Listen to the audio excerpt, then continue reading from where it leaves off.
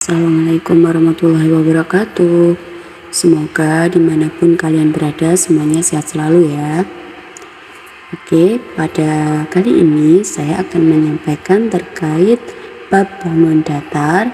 Untuk bagian 1 kita akan membahas terkait garis dan sudut. Materi ini untuk kelas 7 SMP. Nah, setelah menonton video ini, kalian akan paham tentang memahami konsep titik, garis, sinar garis, dan luas garis. Yang kedua, memahami cara menyatakan sudut. Yang ketiga, memahami cara menyatakan kedudukan dua garis yang saling tegak lurus dan sejajar. Yang keempat, memahami konsep jarak antara dua titik serta jarak antara titik dan suatu garis.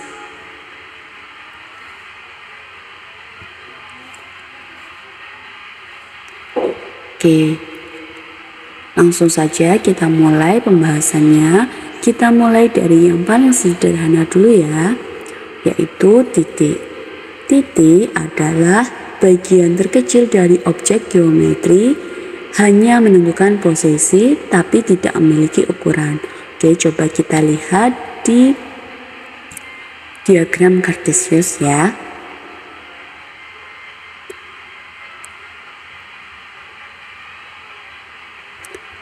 Nah, titik ini biasanya dilambangkan dengan huruf kapital, yaitu A, B, atau C, dan seterusnya.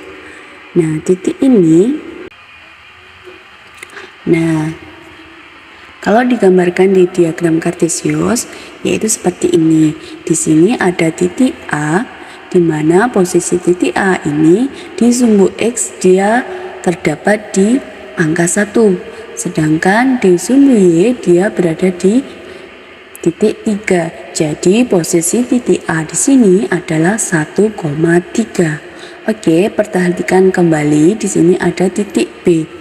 Dia berada di posisi 3,2. Oke, jadi pelambangannya yaitu B buka kurung X, Y gitu ya. Jadi di sini X-nya 3 dan Y-nya yaitu 2. Yang terakhir di situ ada titik C, di mana titik C itu posisinya pada 4,4. Oke, kita lanjut lagi. Nah, yang kedua yaitu garis. Garis adalah bentuk geometri yang memanjang lurus dan tidak ada akhir di kedua arahnya.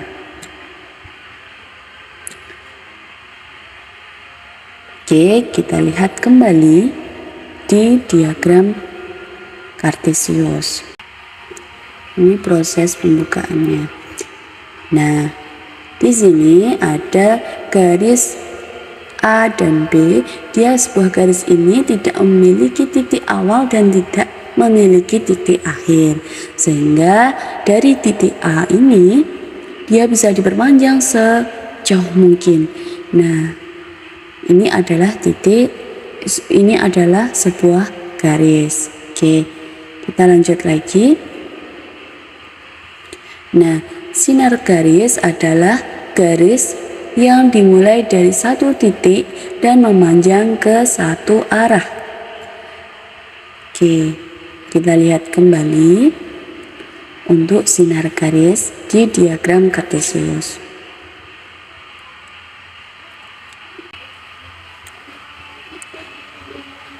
Nah, ini adalah sinar garis dari titik A ke titik B dan diperpanjang hingga tak terhingga.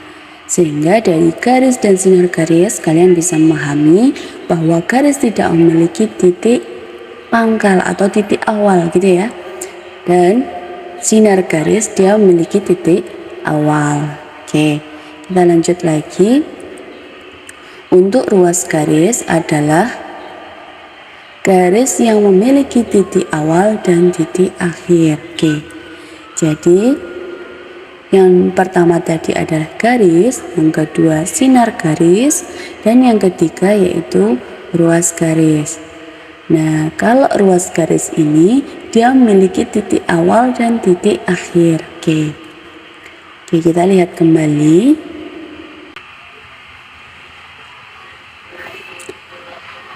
Nah, ini adalah ruas garis.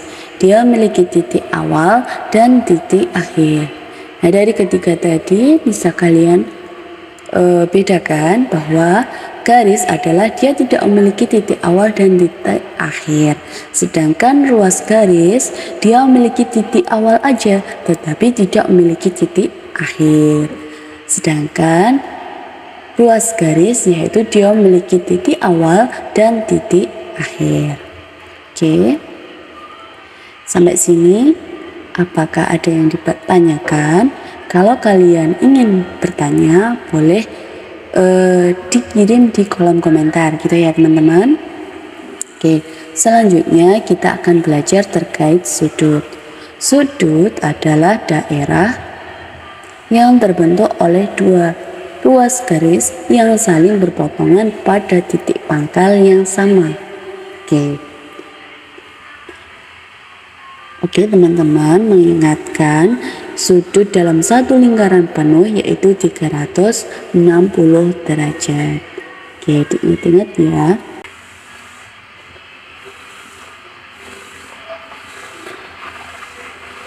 Nah, ini adalah contoh dari sudut. Dia terbentuk dari dua ruas garis yang memiliki titik pangkal yang sama atau titik awal gitu ya biasanya. Nah, dia adalah sudutnya di sini. Nah, kalau di sini dilambangkan dengan alfa dengan besar sudutnya yaitu 33,87 derajat. Gitu ya.